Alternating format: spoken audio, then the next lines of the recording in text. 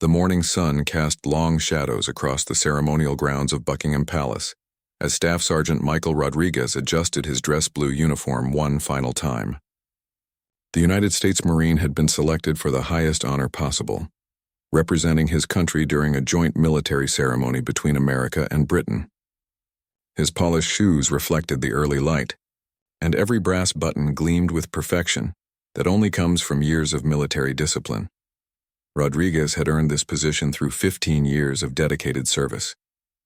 From the deserts of Afghanistan to the training grounds of Quantico, he had proven himself time and again. His chest bore ribbons that told stories of courage, dedication, and sacrifice. The Purple Heart spoke of wounds received in combat, while the Bronze Star testified to acts of valor under fire. But today was different. Today he would stand alongside the legendary Queen's Guard, those silent sentinels known throughout the world for their unwavering discipline. The ceremony was meant to celebrate the enduring alliance between two nations that had stood together through 2 world wars and countless conflicts since.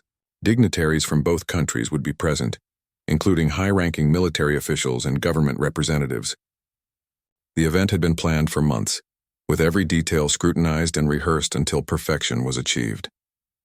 As Rodriguez made his way through the palace corridors, he couldn't help but admire the centuries of history that surrounded him. Portraits of kings and queens looked down from gilded frames, while ancient suits of armor stood silent witness to the passage of time. The very stones beneath his feet had been walked upon by legends, warriors, and leaders who had shaped the course of human history. The other Marines in his unit had joked about the famous stoicism of the British Guards, their ability to remain motionless despite any distraction or provocation.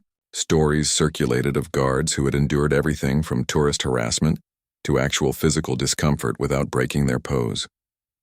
Rodriguez had laughed along with his fellow Marines, confident in his own discipline and training. After all, he had maintained position under enemy fire, had stood watch in hostile territory where movement could mean death. But as he approached the ceremonial area, Rodriguez began to understand that this would be unlike any challenge he had previously faced. The Queen's Guard who would stand beside him was already in position, a towering figure in the iconic red tunic and black bearskin hat. The guard's face was a mask of complete neutrality, eyes focused on some distant point that seemed to exist beyond the physical world. Lance Corporal James Harrison of the Coldstream Guards had been preparing for this moment since before dawn. His uniform was immaculate, every thread in place, every buckle polished to mirror brightness. The bearskin hat, weighing several pounds, sat perfectly positioned on his head. His rifle, a ceremonial piece that had been used by generations of guardsmen before him, was held at precisely the correct angle. Harrison came from a family with a long tradition of military service.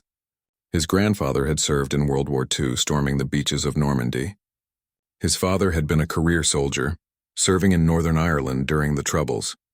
For Harrison, joining the Guards wasn't just a career choice, it was a calling, a continuation of a legacy that stretched back through generations of British soldiers who had stood watch over their nation and its traditions. The young guardsmen had undergone months of intensive training before being deemed worthy to wear the uniform. Every movement had been practiced until it became second nature. The ability to remain perfectly still regardless of circumstances had been drilled into him through countless hours of practice.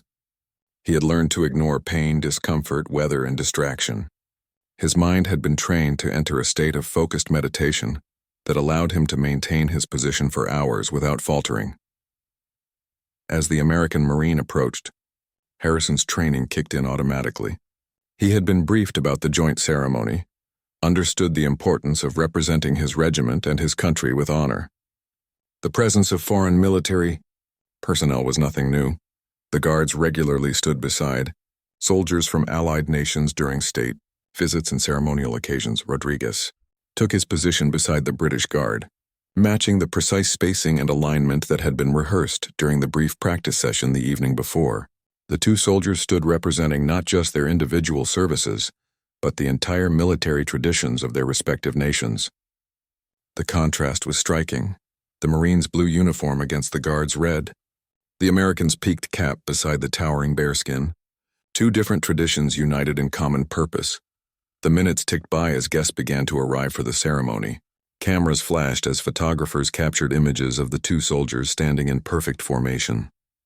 Neither man moved, their eyes fixed straight ahead, their breathing controlled and steady. The initial moments seemed routine, just another ceremonial duty for two professional soldiers. But as time passed, something began to develop between the two men. Perhaps it was professional curiosity, or maybe the natural competitiveness that exists between elite military units. Whatever the cause, both Rodriguez and Harrison became increasingly aware of each other's presence. Without words or acknowledgement, a silent challenge had been born.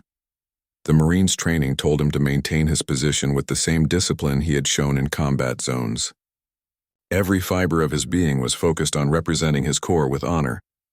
Beside him, the British Guard drew upon centuries of tradition, channeling the unwavering resolve of countless guardsmen who had stood watch before him. Neither man could have predicted what was about to unfold. What had begun as a routine ceremonial duty was about to become something far more significant, a test of will that would push both soldiers to their absolute limits, a contest that would be decided not by strength or skill, but by pure, unbreakable resolve. The first hour passed without incident. Both soldiers maintained their positions with the precision expected of elite military personnel. Rodriguez felt the familiar weight of his uniform, the slight pressure of his collar, the warmth of the morning sun on his face. These were sensations he had experienced countless times during ceremonies and inspections. His breathing remained steady, his posture perfect, his eyes focused on the middle distance. Harrison beside him was equally composed, drawing upon training that had been refined over generations. The Coldstream Guards had perfected the art of ceremonial duty, and Harrison embodied that tradition. His mind had entered the focused state that allowed him to ignore physical discomfort and maintain absolute stillness. The weight of the bearskin hat, which might have seemed unbearable to a civilian, was simply another element of his uniform to be endured without complaint. As the ceremony began in earnest, distinguished guests took their places in the reviewing stand. Military bands from both nations prepared their instruments, the brass gleaming in the strengthening sunlight. Protocol officers moved with quiet efficiency, ensuring that every detail of the event proceeded according to plan. The two guards remained motionless sentinels representing their countries with silent dignity, but then the unexpected began to happen. A slight breeze picked up, carrying with it the scent of flowers from the palace gardens. For most people, this would have been a pleasant distraction. For the two soldiers, it represented the first test of their resolve. The breeze ruffled the fabric of Rodriguez's uniform and caused the plume on Harrison's bearskin to flutter slightly. Neither man reacted. Their training had prepared them for far worse conditions than a gentle breeze. The Marine's mind wandered briefly to his training at Paris Island, where drill instructors had screamed in his face while he maintained perfect position. He remembered standing at attention for hours in the blazing South Carolina heat, sweat stinging his eyes but never moving to wipe it away. Those experiences had forged the discipline that now served him well in this very different but equally demanding situation. Harrison's thoughts drifted to his own training at the infantry training center Catterick, where recruits learned the exacting standards expected of the guards. He recalled standing motionless in driving rain, his uniform soaked through but his position never wavering. The instructors had taught him that discomfort was temporary, but the honor of the regiment was eternal. Every guardsman who had worn the uniform before him had faced similar challenges and overcome them through sheer force of will. As the morning progressed, the challenge intensified. The sun climbed higher and its warmth became more noticeable. Both soldiers began to feel the effects of prolonged standing, the subtle ache in their backs and legs that comes from maintaining a rigid position. Rodriguez felt a bead of sweat form on his forehead but made no move to address it.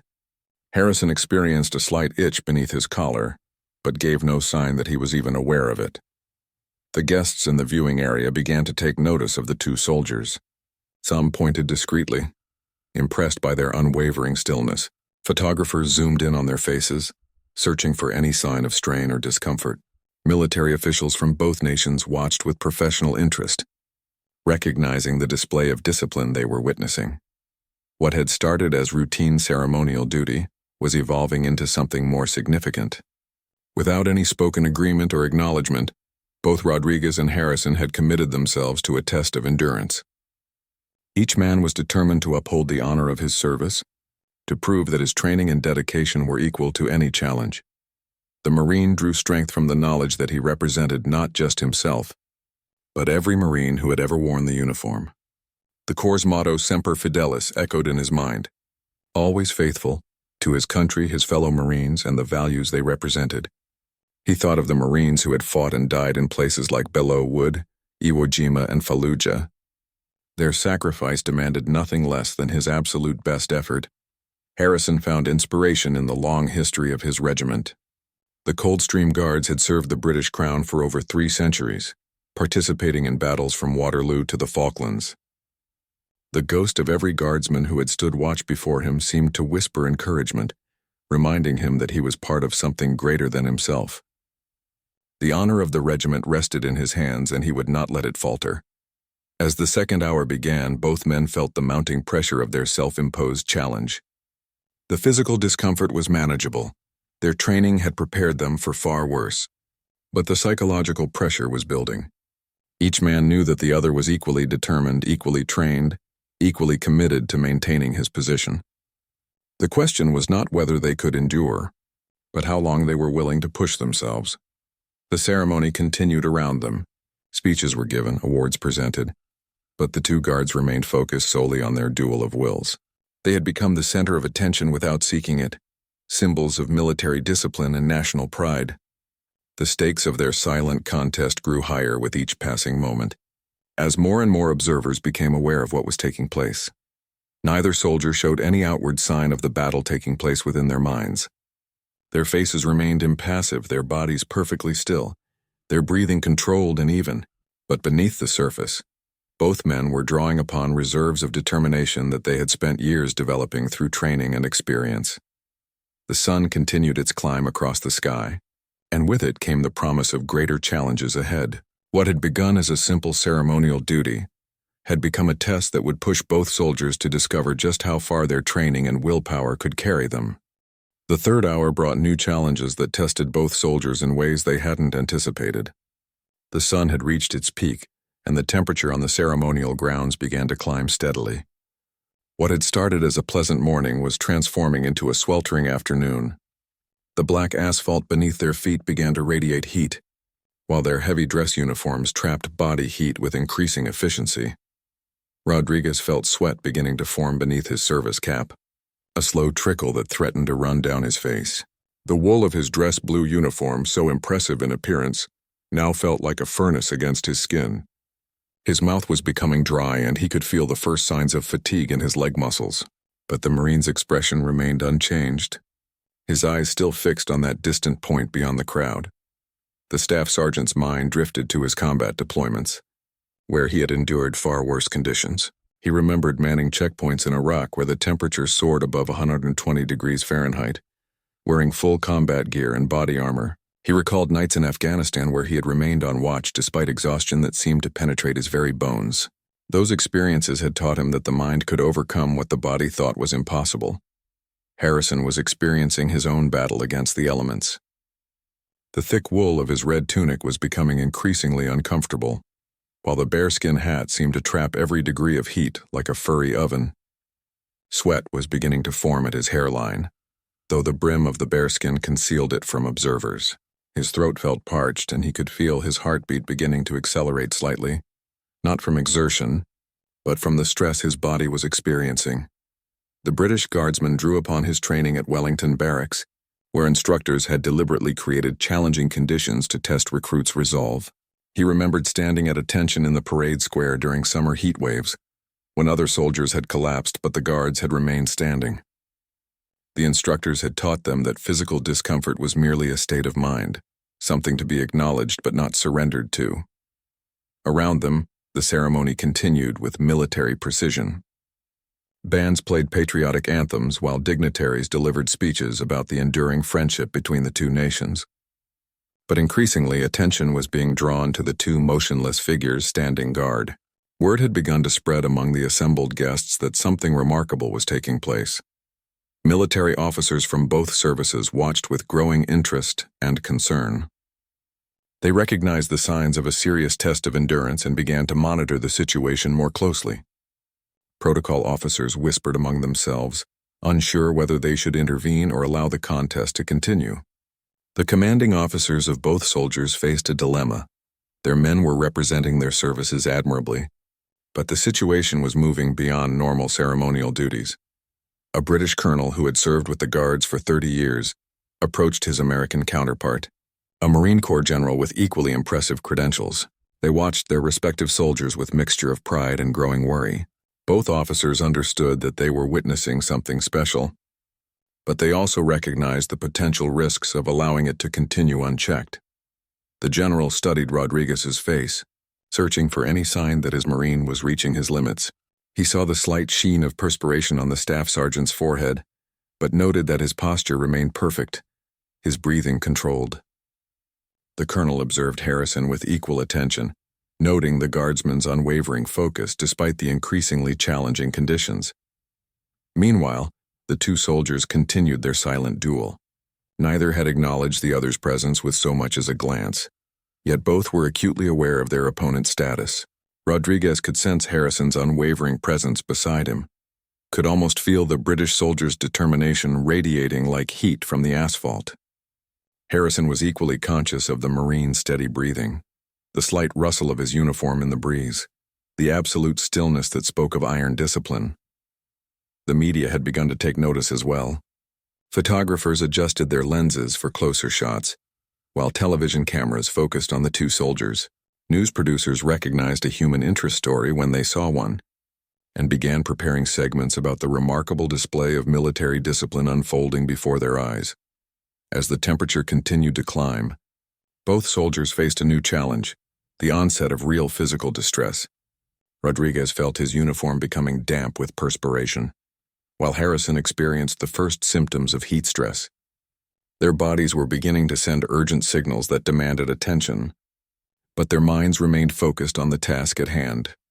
The Marine called upon meditation techniques he had learned during his years of service. He began to slow his breathing deliberately, focusing his mind on each inhalation and exhalation. He visualized cool mountain air, drawing upon memories of training exercises in cooler climates.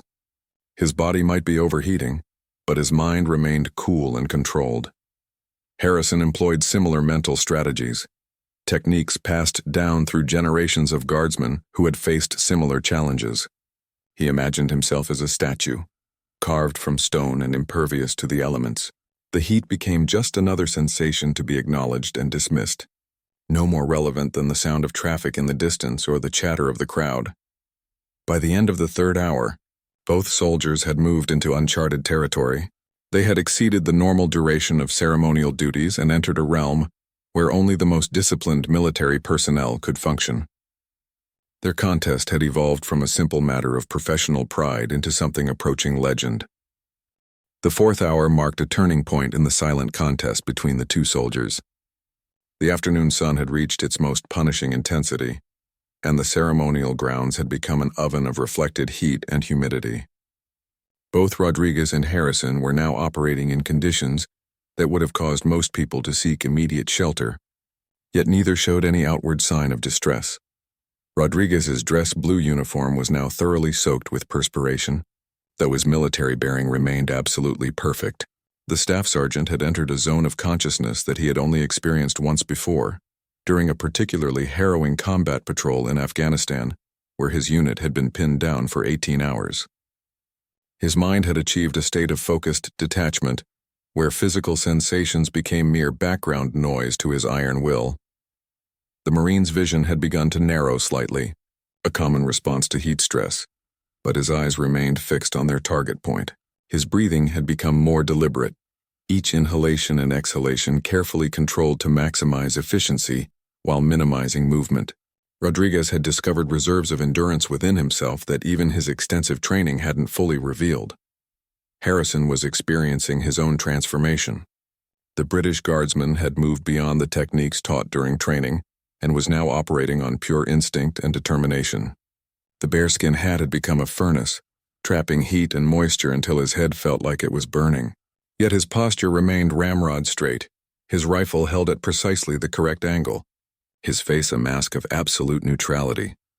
The guardsman's feet had begun to ache from the prolonged standing, and he could feel the beginnings of muscle fatigue in his calves and lower back. But these sensations seemed to belong to someone else, as if his consciousness had separated from his physical form. Harrison had achieved the ultimate goal of guards training, becoming a living statue, impervious to earthly concerns. The gathered crowd had begun to realize that they were witnessing something extraordinary. Whispered conversation spread through the assembled dignitaries as more people became aware of the two soldiers' remarkable endurance. Military personnel from both nations watched with professional fascination, while civilians stared in amazement at the display of human determination. A medical officer from the British Army had been quietly summoned and was now monitoring the situation from a discreet distance. He observed both soldiers through binoculars, looking for signs of serious heat exhaustion or other medical emergencies. His counterpart from the U.S. Navy Medical Corps had joined him, and together they tracked vital signs as best they could from their remote position. Both medics were impressed but concerned. They could see that the soldiers were under significant physical stress, yet both men continued to maintain their positions with unwavering discipline. The medical officers had prepared for potential intervention, with cooling equipment and rehydration supplies standing by, but they recognized that any premature action could rob the soldiers of their achievement. The commanding officers faced an increasingly difficult decision. On one hand, they were witnessing a remarkable display of military excellence that reflected enormous credit on both services. On the other hand, they had a responsibility for the welfare of their personnel. The British colonel and American general continued their quiet consultation, weighing pride against prudence. Rodriguez's platoon sergeant, watching from the sidelines, felt a mixture of pride and anxiety. He had known Rodriguez for 8 years and had seen him overcome incredible challenges. But this was different. The staff sergeant was pushing himself into uncharted territory, driven by something deeper than normal military discipline. The sergeant understood that intervening now would devastate Rodriguez, yet allowing the contest to continue carried real risks. Harrison's company commander was experiencing similar emotions. He had watched the young guardsman develop from a raw recruit into one of the finest soldiers in the regiment. Harrison's dedication to the Guards' traditions was absolute, and the commander knew that ordering him to stand down would be seen as the ultimate failure. Yet the heat was becoming genuinely dangerous, and his duty to his soldiers' welfare couldn't be ignored. As the 4th hour progressed, both soldiers began to experience the more serious effects of prolonged heat exposure. Rodriguez felt his heart rate increasing as his body struggled to maintain normal temperature. His vision occasionally blurred slightly, though his training allowed him to compensate without any visible sign of distress. The Marine's mouth had become desert dry, and he could feel the beginnings of cramping in his leg muscles. Harrison was fighting his own physiological battle. The guardsman's body temperature had risen to dangerous levels, and he was experiencing the first stages of heat exhaustion. His skin felt clammy beneath the wool uniform, while his head pounded with the beginning of a heat-induced headache. Yet his military bearing remained absolutely perfect, his discipline overriding every signal his body was sending.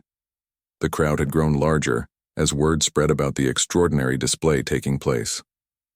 Palace staff members found excuses to pass through the area, while tourists pressed against the barriers for a better view. Social media began buzzing with posts about the two soldiers who seemed to possess superhuman endurance. International news crews began arriving as the story spread beyond the immediate area. Reporters from CNN, BBC, and other major networks prepared live broadcasts about the remarkable contest of wills taking place at Buckingham Palace. The two soldiers had unknowingly become the center of worldwide attention, their silent struggle capturing imaginations across the globe. Neither Rodriguez nor Harrison was aware of the growing attention they were receiving. Their worlds had narrowed to the most fundamental elements: breath, heartbeat, and the unshakable determination to maintain their positions. They had transcended normal human limitations through sheer force of will, each man driven by pride in his service and respect for his opponent. The 4th hour ended with both soldiers still standing, still motionless, still locked in their extraordinary contest of endurance. But the real test was yet to come. The 5th hour brought the contest to a critical juncture, where human endurance met its ultimate test.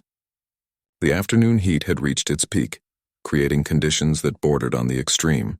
Both soldiers were now operating in a state that few humans ever experience, where the mind's determination completely overrides the body's urgent demands for relief. Rodriguez had entered what military psychologists call the transcendent zone, a mental state where normal limitations cease to apply. The Marine's consciousness seemed to exist apart from his physical form, observing but not controlled by the mounting distress signals his body was sending. His uniform was completely saturated with perspiration, creating dark patches that were visible even on the navy blue fabric. Yet his posture remained as perfect as it had been 5 hours earlier.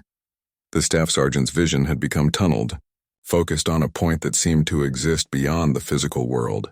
His breathing had evolved into a carefully controlled rhythm that maximized oxygen intake while minimizing any visible movement.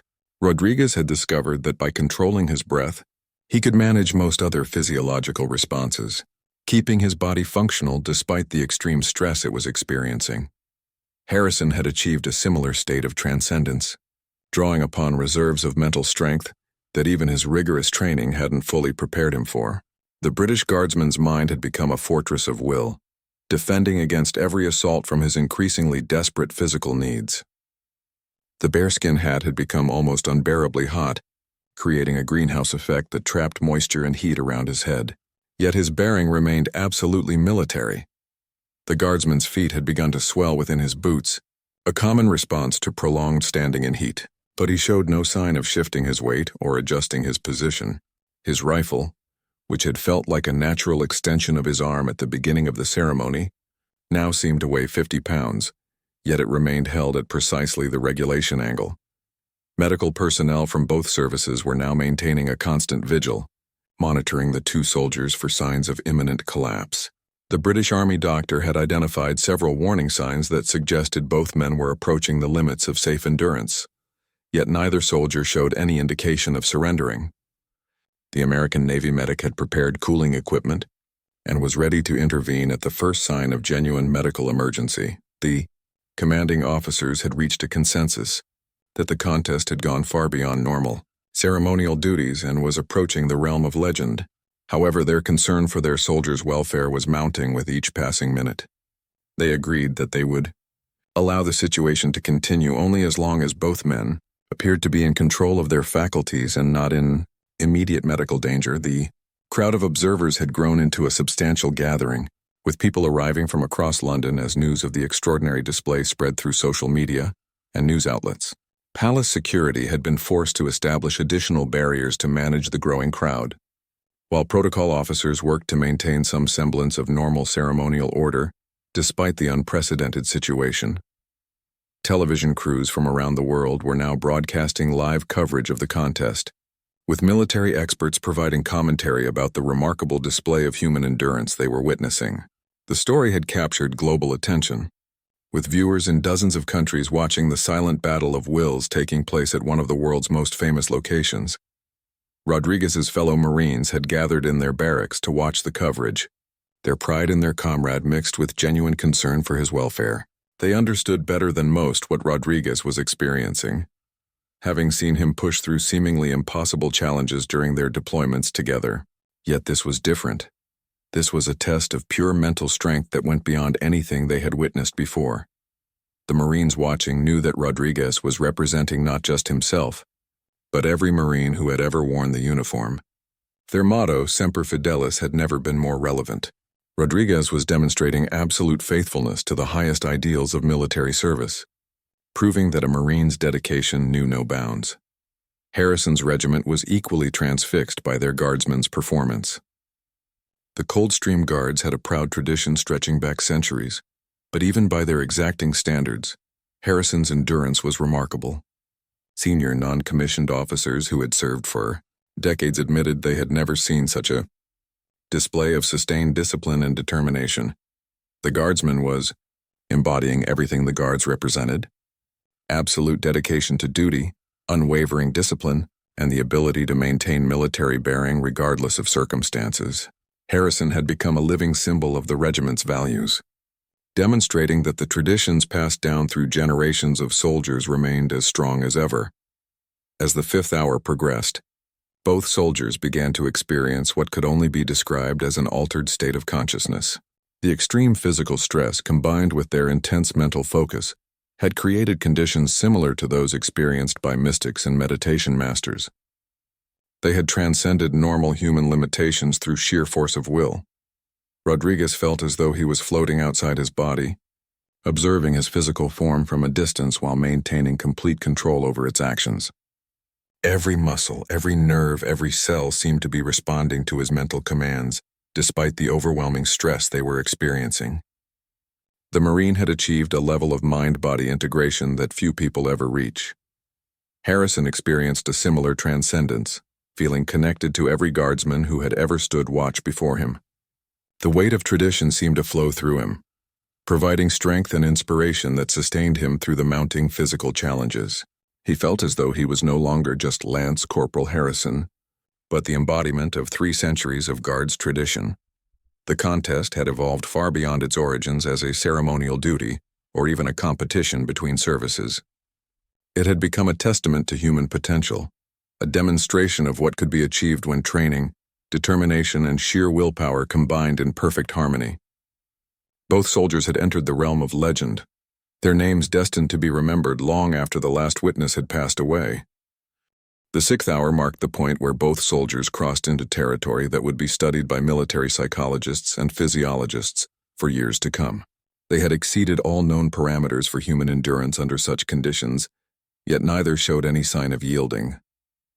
The contest had become something approaching the supernatural, a display of human willpower that defied scientific explanation. Rodriguez had achieved a state of consciousness that felt almost mystical. The Marine's awareness had expanded beyond his physical form to encompass the entire ceremonial ground, the watching crowd, even the very air around him. Yet paradoxically, his focus had also narrowed to its most essential elements: breath, heartbeat, and the absolute determination to maintain his position. He felt connected to every Marine who had ever served, drawing strength from their collective spirit. The staff sergeant's body had begun to exhibit signs that should have led to collapse hours earlier. His core temperature had risen to dangerous levels, his fluid loss was severe, and his muscles were operating on reserves that shouldn't have existed, yet somehow his mind continued to override these physiological imperatives, maintaining perfect military bearing through sheer force of will. Harrison had entered an equally transcendent state, feeling as though he had become one with the very stones of Buckingham Palace. The guardsman's consciousness seemed to stretch back through centuries of military tradition, connecting him with every soldier who had ever stood watch over the British crown. His personal identity had merged with something larger and more enduring than any individual. The bearskin hat that had tortured him for hours now felt like a crown of honor, while his rifle had become an extension of his very soul. Harrison's feet, which had been screaming in agony, now felt rooted to the earth like ancient trees. He had transcended physical existence and become a living embodiment of duty and service. The medical teams monitoring both soldiers were amazed by what they were witnessing. By all conventional measures, both men should have collapsed from heat exhaustion long ago. Their vital signs, observed from a distance, showed stress levels that would normally require immediate intervention. Yet somehow they continued to stand, their military bearing unchanged, their discipline unbroken. The British Army doctor quietly conferred with his American counterpart, comparing notes on what they were observing. Both medical professionals agreed that they were witnessing something unprecedented in their experience. The soldiers were operating beyond normal human parameters, sustained by forces that seemed to transcend purely physical capabilities. Word had reached the highest levels of both governments about the extraordinary display taking place at Buckingham Palace. Military leaders, government officials, and even members of the royal family had been briefed on the situation. The contest had become a matter of international interest, with diplomatic implications that extended far beyond its ceremonial origins. The media coverage had reached unprecedented levels, with news networks around the world providing continuous updates on the remarkable standoff.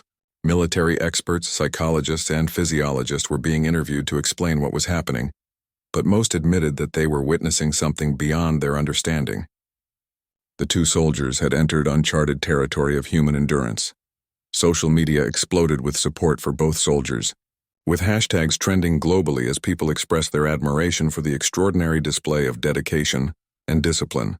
Messages of encouragement poured in from veterans organizations, military units, and civilians from around the world. The contest had captured the imagination of millions, becoming a symbol of human potential and military excellence. Rodriguez's family in San Antonio had been contacted by military officials and were watching the coverage with a mixture of pride and anxiety. His mother, a Gold Star mother who had lost her eldest son in Iraq, understood better than most the dedication that drove her surviving son. She prayed silently for his safety, while marveling at the honor he was bringing to their family and his service. Harrison's parents in Yorkshire were equally transfixed by their son's performance. His father, a retired sergeant major, recognized the extraordinary nature of what his son was achieving. Having served himself, he understood the mental and physical demands his son was enduring. His mother clutched her husband's hand, torn between pride in their son's dedication and fear for his well-being. The commanding officers faced an increasingly difficult decision as the 6th hour progressed. Both soldiers were clearly approaching the absolute limits of human endurance, yet neither showed any sign of yielding. The officers recognized that they were witnessing military history in the making, but their primary responsibility remained the welfare of their personnel. The British colonel and American general had consulted with medical personnel, superior officers, and even government officials about how to proceed. The consensus was that the contest should be allowed to continue as long as both soldiers appeared to be in control of their faculties. But preparations were being made for immediate intervention if either man showed signs of imminent collapse. As the 6th hour reached its conclusion, both Rodriguez and Harrison had achieved something that would be remembered for generations. They had demonstrated that human willpower could overcome seemingly insurmountable physical challenges. Their silent contest had become a testament to the finest qualities of military service: dedication, discipline, and the refusal to accept defeat. The crowd watching had grown quiet, sensing that they were witnessing something sacred. The usual chatter and movement had ceased as thousands of people stood in respectful silence, honoring the remarkable display of human endurance taking place before them. Even children seemed to understand that something extraordinary was happening. Both soldiers continued to stand motionless, their eyes fixed on points beyond the physical world, their breathing controlled and steady, their military bearing absolute. They had transcended normal human limitations and entered the realm of legend, their names destined to be spoken with reverence by future generations of soldiers. The contest was approaching its climax, but neither man showed any sign of surrender. The 7th hour arrived with an almost supernatural quality, as if time itself had slowed to witness the conclusion of this extraordinary test of human will. The sun had begun its descent toward the horizon, casting longer shadows across the ceremonial grounds, but its heat remained punishing. Both Rodriguez and Harrison had entered a realm beyond normal human experience, their contest having evolved into something that transcended mere military competition. Rodriguez felt as though he existed in multiple dimensions simultaneously. His physical body remained perfectly positioned, every muscle fiber responding to commands from a mind that had achieved complete mastery over matter. The Marine's consciousness had expanded to encompass not just his immediate surroundings, but the entire history of his corps.